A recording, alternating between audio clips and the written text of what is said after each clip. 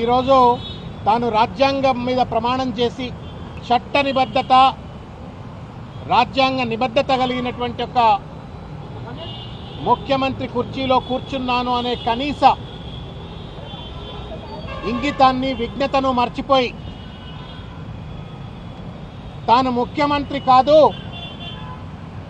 ఒక ముఠా నాయకుడు, ఒక ఫ్యాక్షన్ నాయకుడిని అనుకుంటున్నాడేమో తెలియదు. కానీ రేవంత్ రెడ్డి గారు నిన్న ఖమ్మం జిల్లాలో జరిగినటువంటి బహిరంగ సభలో ప్రజాస్వామ్యాన్ని ఖూనీ చేసే విధంగా,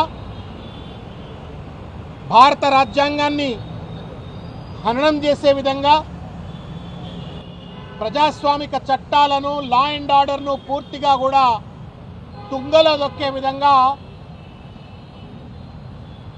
తెలంగాణ రాష్ట్ర తొలి ముఖ్యమంత్రి, తెలంగాణ ఉద్యమ రథ సారథి, 60 సంవత్సరాల తెలంగాణ ప్రజల ఆకాంక్షలను తన పోరాటాల ద్వారా, త్యాగాల ద్వారా, నిరంతర కృషి ద్వారా తెలంగాణ సాధించుకు వచ్చిన తెలంగాణను బాధ్యతాయుతంగా భారతదేశానికే తలమానికంగా అభివృద్ధి చేసినటువంటి మహానుభావుడు తెలంగాణ జాతిపిత అయినటువంటి ఒక కేసీఆర్ గారిని, అదేవిధంగా తెలంగాణ రాష్ట్ర సాధన కోసమే పుట్టినటువంటి ఒక భారత రాష్ట్ర సమితిని 100 మీటర్ల లోతు బొందబెట్టాలా అని చెప్పని పిలుపునివ్వడం, అదేవిధంగా బీఆర్ఎస్ పార్టీకి సంబంధించినటువంటి పార్టీ జెండాలన్నింటినీ కూడా తెలుగుదేశం పార్టీ కార్యకర్తలారా మీరు విధ్వంసం చేయండి అని చెప్పని ఒక రౌడీ మాదిరిగా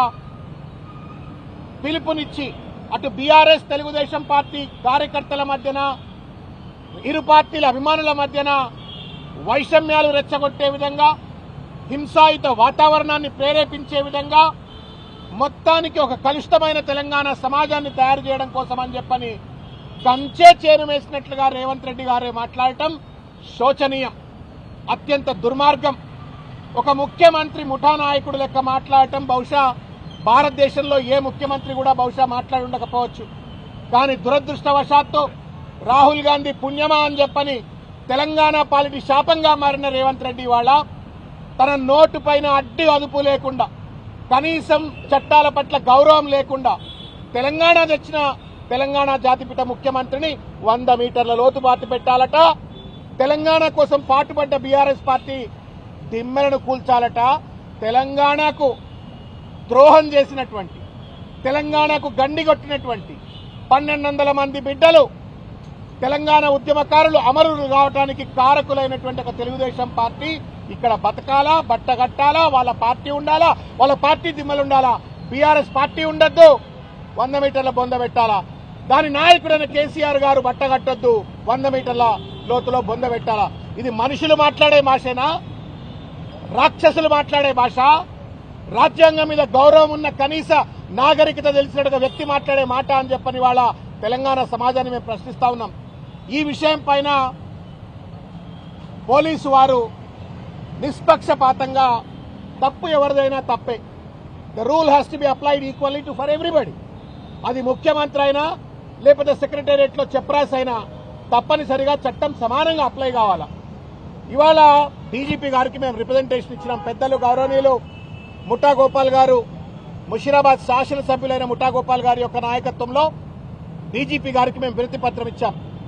నిష్పక్షపాతంగా, నిర్దగ్ధంగా సమాజంలో అశాంతి రెచ్చగొట్టే విధంగా, 2 రాజకీయ పార్టీల మధ్యన వైషమ్యాలు రెచ్చగొట్టి సమాజంలో హింసాయుత వాతావరణాన్ని రెచ్చగొట్టే విధంగా మాట్లాడిన రేవంత్ రెడ్డి పైన సుమోటో కేసులు పెట్టాలని చెప్పని, ఈ రేవంత్ రెడ్డి వ్యాఖ్యలను ప్రచారం చేసినటువంటి ఒక సామాజిక మాధ్యమాలపైన, మీడియా మాధ్యమాలపైన తగు కేసులు పెట్టాలా అని చెప్పని డీజీపీ గారికి విజ్ఞప్తి చేస్తూ మేము ఈ వినతి పత్రం ఇవ్వటమైంది.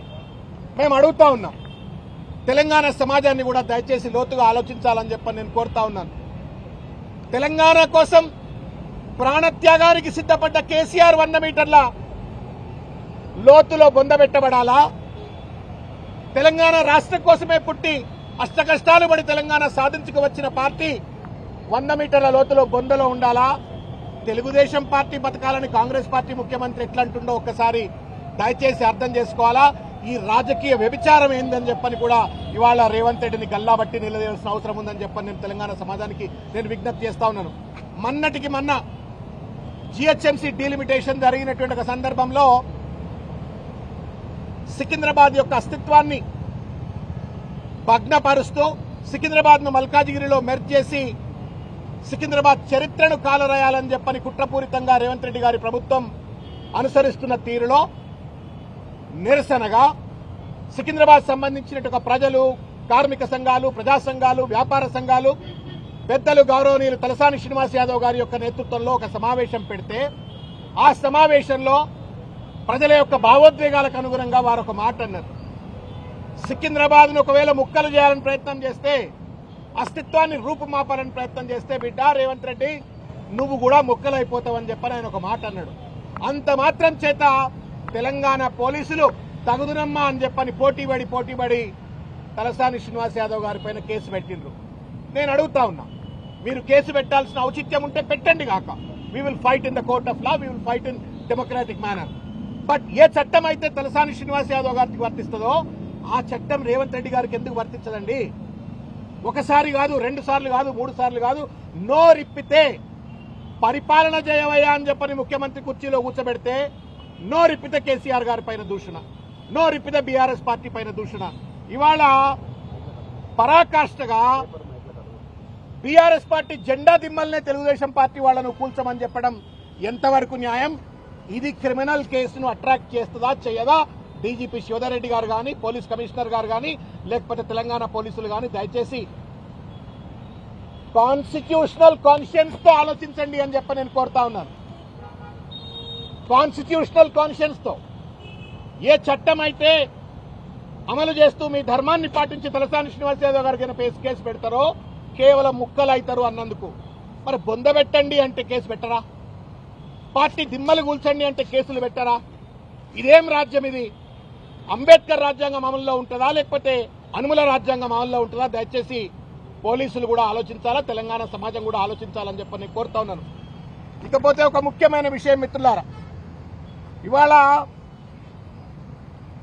అధికార మదంతో కన్ను మిన్ను కానకుండా దుర్భాషనే అధికారిక భాషకంగా, బూతు భాషనే సాధికారిక భాష అయిపోయింది, రాజ్యాంగ భాష అయిపోయింది రేవంత్ రెడ్డి గారికి. ఇష్టం వచ్చినట్టు మాట్లాడుతూ ఉన్నారు. నేను అడుగుతా ఉన్నాను రేవంత్ రెడ్డి గారిని, అసలు తెలుగుదేశం పార్టీ మీద నీకు ప్రేమ ఏందండి? పెద్దలు ఇక్కడ ఉన్నారు, వారు హైదరాబాద్కు తెలుగుదేశం పార్టీ ఉమ్మడి ఆంధ్రప్రదేశ్లోనో గ్రేటర్ హైదరాబాద్కు అధ్యక్షులుగా పనిచేసిండ్రు. నువ్వేం చేస్తావు తెలుగుదేశం పార్టీని? ఇవాళ ఎన్టీ రామారావు మీద ప్రేమ ఏంది నీది? చంద్రబాబు నాయుడుకు నీకు ఒకవేళ గనక సయోధ్య ఉన్నట్టయితే ఆయన పట్ల నువ్వు లాయల్టీ చూపెట్టవలసిన అవసరం ఉంది. మీ పాత యజమాని అనుకున్నట్టయితే మీరు చూపెట్టండి, మాకేం అభ్యంతరం లేదు. In democracy anybody can like anybody. కానీ ఇవాళ ఒక ప్రజాస్వామ్యబద్ధంగా ఏర్పడేటువంటి ఒక రాజకీయ పార్టీ యొక్క దిమ్మెలను తెలంగాణ ద్రోహులైనటువంటి తెలుగుదేశం పార్టీతో కూల్చివేయండి అని చెప్పని పిలుపునిచ్చేటువంటి ఔచిత్యం నీకు ఎక్కడది రేవంత్ రెడ్డి? నువ్వే కదా తెలుగుదేశం పార్టీని బొందబెట్టింది. ఏమంటా ఉన్నాడు?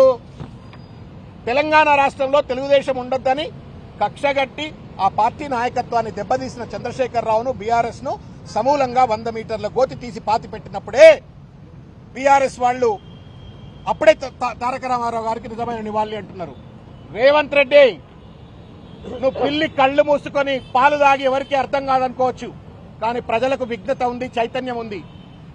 తెలుగుదేశం పార్టీని తెలంగాణలో బొందబెట్టిందే నువ్వు రేవంత్ రెడ్డి. నీ దుందుడుకు చర్యలతో, నీ అపరిపక్వ రాజకీయంతో, నీ అతి తెలివితో ప్రజలెన్నుకున్నటువంటి ఒక ప్రజాస్వామ్యబద్దమైనటువంటి ఒక తెలంగాణ ఉద్యమ నేపథ్యంలో వచ్చినటువంటి ఒక టీఆర్ఎస్ ప్రభుత్వాన్ని కూల్చడం కోసం కుట్రపూరితంగా నువ్వు ఎప్పుడైతే ఓటుకు నోటు కేసు నువ్వు ముందుకు పట్టుకొచ్చినావో, ఆ కుట్రలో చంద్రబాబు నాయుడు గారిని నువ్వు భాగస్వాములు చేసినావో, అప్పుడే తెలుగుదేశం పార్టీ విధ్వంసానికి బీజం పడ్డది రేవంత్ రెడ్డి. నీ దుందుడుకు వల్లనే, నీ యొక్క అనాలోచిత నిర్ణయం వల్లనే, నీ కక్కుర్తిబడ్డ అగుడుబడ్డ రాజకీయం వల్లనే ఇది జరిగింది. 10 సంవత్సరాల పాటు ఉమ్మడి రాజధానిగా ఉండాల్సినటువంటి ఒక హైదరాబాద్ ను తట్టా బుట్టా చదువుకొని మూటామూల్లో చదువుకొని చంద్రబాబు నాయుడు గారు ఆంధ్రప్రదేశ్కి ఎందుకు పోయినరు? ఆ కేసు వల్ల కాదా? నీ దుందుడుకు వైఖరి వల్ల కాదా? ఇది తెలంగాణలో ఉన్న తెలుగుదేశం పార్టీకి నువ్వు చేసిన నెంబర్ 1 ద్రోహం. రెండవ ద్రోహం నేను చెప్తా ఉన్నాను రేవంత్ రెడ్డి గారికి. నీకేం తక్కువ చేసింది ఆ తెలుగుదేశం పార్టీ? వర్కింగ్ ప్రెసిడెంట్ చేసింది. చంద్రబాబు నాయుడు గారు ఉమ్మడి ఆంధ్రప్రదేశ్లో అసెంబ్లీ జరిగితే పక్కన కూర్చోబెట్టుకుంటుండే, పిలిచి ప్రతిసారి సమావేశాల్లో పక్కన కూర్చోబెట్టుకుంటుండే. కొనసాగింపుగా తెలంగాణ వచ్చిన తర్వాత కార్యనిర్వాహక అధ్యక్షుడు అని చెప్పని వర్కింగ్ ప్రెసిడెంట్ చేసిండు. ఆర్థికంగా, సామాజికంగా అన్ని రకాలుగా ఎదగడానికి వనరులు కల్పించి పార్టీ నీకు తోడ్పడ్డది వర్కింగ్ ప్రెసిడెంట్ చేసింది. ఎన్టీఆర్ ట్రస్ట్ భవన్ నీకు గొప్ప చెప్పింది. నువ్వేం చేసినావు? తెలుగుదేశం పార్టీని లాతుకొట్టినావు, ఎన్టీఆర్ భవన్ లాతుకొట్టినావు. అక్కడ ఉన్న కార్యకర్తల మనోభావాలను వంచిస్తూ చంద్రబాబు నాయుడును లాతగొడుతూ నువ్వు ఎలా ఆ రోజు కాంగ్రెస్ పార్టీలోకి వచ్చినావు? నీ స్వార్థం కోసం. నువ్వా తెలుగుదేశం పార్టీకి అన్యాయం చేసింది? లేదు ఉండొద్దని చెప్పని కుట్రలు చేసిందా? దయచేసి చెప్పు. నీ కుట్ర వల్ల, నీ కుతంత్రం వల్ల, నీ చిల్లర రాజకీయంతో, నీ అగుడబడ్డ కక్కుర్తి రాజకీయంతో తెలుగుదేశం నష్టపోతే ఆ బురద కేసీఆర్ గారికి, బీఆర్ఎస్ పార్టీకి అంటగట్టి నువ్వేదో ఉద్ధరిస్తున్నట్టు, ఎన్టీ రామారావుకు నిజమైన నివాళులు ఇస్తున్నట్టు, చంద్రబాబు నాయుడుకు నువ్వు ఏం చేసుకుంటా చేసుకోబాయి. నువ్వు ఆయనకు బానిసగా ఉంటే ఉండు, లేకపోతే నువ్వేమన్నా ఉండు, కానీ ప్రజలకు అర్థమవుతుంది కదా నువ్వు తెలుగుదేశం పార్టీకి చేసిన అన్యాయం. ఇవాళ ఇంకొక విషయం అడుగుతా ఉన్నాను. నువ్వు కాంగ్రెస్ పార్టీ ముఖ్యమంత్రివా లేకపోతే తెలుగుదేశం పార్టీ ముఖ్యమంత్రివా? శరీరమేమో కాంగ్రెస్ది, ఆత్మనేమో తెలుగుదేశంది. ఇది ఎక్కడ రాజకీయం? రాహుల్ గాంధీ దేశవ్యాప్తంగా భారతీయ జనతా పార్టీకి వ్యతిరేకంగా కొట్లాడుతూ ఉన్నాడు. భారతీయ జనతా పార్టీతో అంటగా అవుతున్నటువంటి తెలుగుదేశం పార్టీ ఆంధ్రప్రదేశ్లో జాతీయ స్థాయిలో, అటువంటి బీజేపీతో అంటగా అవుతున్నటువంటి ఒక తెలుగుదేశం పార్టీని లేలే తెలుగుదేశం, రారా తెలుగుదేశం, దిమ్మెలు గుల్చు తెలుగుదేశం, బొందలు పెట్టు తెలుగుదేశం అని చెప్పని పిలుపునిచ్చేటువంటి ఒక ఔచిత్యం ఎక్కడది? ఇది ఎట్లుందంటే 2 కళ్ల సిద్ధాంతం. ఈ కన్నుతో బీజేపీకి కన్ను కొట్టాలా, ఈ కన్నుతో తెలుగుదేశం పార్టీకి కన్ను కొట్టాలా, రేవంత్ రెడ్డి కాంగ్రెస్ పార్టీ జపం మాట్లాడాలా? ఏది నమ్మాలా నిన్ను? నువ్వు వేరే కుంపటి పెట్టుకోవడం కోసం కాంగ్రెస్ పార్టీ ఒకవేళ నిన్ను గనక అధికారం నుండి తప్పించే పరిస్థితి ఏర్పడ్డట్టయితే అమరేందర్ సింగ్ పంజాబ్ లో జరిగినట్టుగా తెలుగుదేశం మద్దతుతో, బీజేపీ మద్దతుతో సొంత కుంపటి పెట్టుకుని అటు కాంగ్రెస్ పార్టీకి కూడా ద్రోహం చేయడానికి సమాయత్తమవుతూ మాట్లాడిన మాటలుగానే దీన్ని పరిగణలోకి తీసుకోవాల్సి వస్తుంది. ఇట్లా చిల్లర రాజకీయాలతో, కుట్రలతో, కుతంత్రాలతో రాజకీయాలు నడుపుతూ తెలంగాణలో ఉన్నటువంటి శాంతియుత వాతావరణాన్ని సర్వనాశనం చేస్తూ రాజకీయాన్ని విచ్ఛిన్నం చేస్తున్న రేవంత్ రెడ్డి గారు, అహంకారం ఆభరణం కాదు, అహంకారం వినాశనానికి పునాది. నువ్వెంతెంత అయితే అహంకారిగా వ్యవహరిస్తా ఉన్నావో, ఎట్లెట్లయితే తండ్రి వయసులో ఉన్నటువంటి 72 సంవత్సరాల వయసున్నటువంటి తెలంగాణ జాతిపిత అయినటువంటి ఒక కేసీఆర్ గారి పైన ఇష్టం వచ్చినట్టు నువ్వు మాట్లాడుతూ ఉన్నావో, నీ ప్రతి మాట నీ వినాశనానికి ఒక్కొక్క మెట్టు అవుతుందనే ఒక విషయాన్ని దయచేసి గుర్తుపెట్టుకోవాలా. ఈ దేశంలో భారత స్వాతంత్ర్యం కోసం మహాత్మా గాంధీని ఎట్లయితే మర్చిపోరో, భారత స్వాతంత్ర్యంలో జాతి విముక్తి కోసం కొట్లాడిన మహాత్మా గాంధీని ఎట్లా మర్చిపోరో, తెలంగాణ విముక్తి కోసం కొట్లాడిన కేసీఆర్ ను కూడా అట్లాగే మర్చిపోరు. నువ్వు దిమ్మెల్ని కూల్పియచ్చు రేవంత్ రెడ్డి, నీ పోలీసులను, నీ పెయిడ్ ఆర్మీని అడ్డం పెట్టుకుని. కానీ ప్రజల గుండెల్లో గూళ్లు కట్టుకున్నటువంటి ఒక తెలంగాణ ఆత్మగా మారినటువంటి ఒక కేసీఆర్ గారి యొక్క గుర్తులను, వారి సాక్రిఫైజెస్ ను, వారి కాంట్రిబ్యూషన్ ను ఎవరు కూడా చెరపలేరనే ఒక విషయాన్ని గుర్తు చేస్తూ, చివరిగా నేను ఒక విషయం గుర్తు చేయదలుచుకున్నా. ఎవరో ఫోటో పంపి నాకు ఇవ్వాల. ఏ దిమ్మె దగ్గరది నిలబడి రేవంత్ రెడ్డి తన రాజకీయ ప్రస్థానాన్ని మొదలుపెట్టిండో అది టీఆర్ఎస్ బీఆర్ఎస్ దిమ్మె దగ్గర, ఆ దిమ్మెను కూల్చమని ఇలా అంటా ఉన్నావు. నీకు ప్రజాస్వామ్యం మీద గౌరవం లేదు, రాజ్యాంగం మీద గౌరవం లేదు, నీకు రాజకీయ భిక్ష పెట్టిన పార్టీల పట్ల గౌరవం లేదు. ఒక స్వార్థపూరిత మనస్తత్వంతో, విచ్చలవిడి దోపిడీ విధానంతో ఇవాళ పరిపాలన కొనసాగిస్తూ, నీకు పరిపాలన చేతగాక, ఇచ్చిన వాగ్దానాలు అమలు చేయ చేతగాక ఇవాళ పూర్తిగా కూడా ఒక దుర్మార్గమైన వైఖరికి పాల్పడతా ఉన్నాము.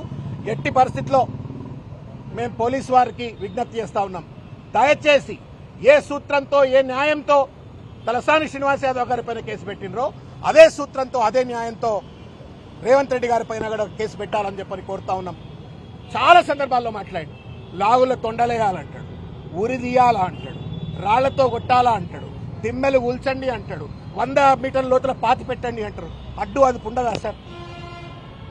చీఫ్ మినిస్టర్ పదవిలో ఉన్నటువంటి వాళ్ళు రాజ్యాంగాన్ని, చట్టాన్ని ఎక్కువగా గౌరవించాలి. వాళ్లే వాళ్ళు గౌరవిస్తే కింది వాళ్ళు గౌరవిస్తారు, సామాన్య ప్రజలు గౌరవిస్తారు. దాన్ని కూని చేసే విధంగా వ్యవహరిస్తున్న రేవంత్ రెడ్డి పైన తప్పనిసరిగా కేసులు పెట్టాలని చెప్పని కోరుకుంటూ గిదో ఫోటో రేవంత్ రెడ్డి గారు చూసుకోరు ఒకసారి. మీరు మర్చిపోయిన రేవన్నా తెలియదు, చూపెడుతున్నా మీకు. ఈ దిమ్మె దగ్గర నిలబడి ఆయన రాజకీయ ప్రస్థానం మొదలుపెట్టిండు. ఇవాళ తెలుగుదేశం పార్టీకి రెచ్చగొట్టి వాళ్ళ ఈ దిమ్మను ఊల్చమంటున్నాడు. ఈయన ద్వంద్వ వైఖరికి, రాక్షస విధానానికి ఇదే ప్రతీక. సత్యం గెలుస్తుంది, ధర్మం గెలుస్తుంది, అహంకారం తప్పనిసరిగా వినాశనానికి గురవుతుందనే విషయాన్ని గుర్తు చేసుకోవాలని చెప్పి తెలియజేస్తూ ముగిస్తా ఉన్నాం. Thank you. జై తెలంగాణ.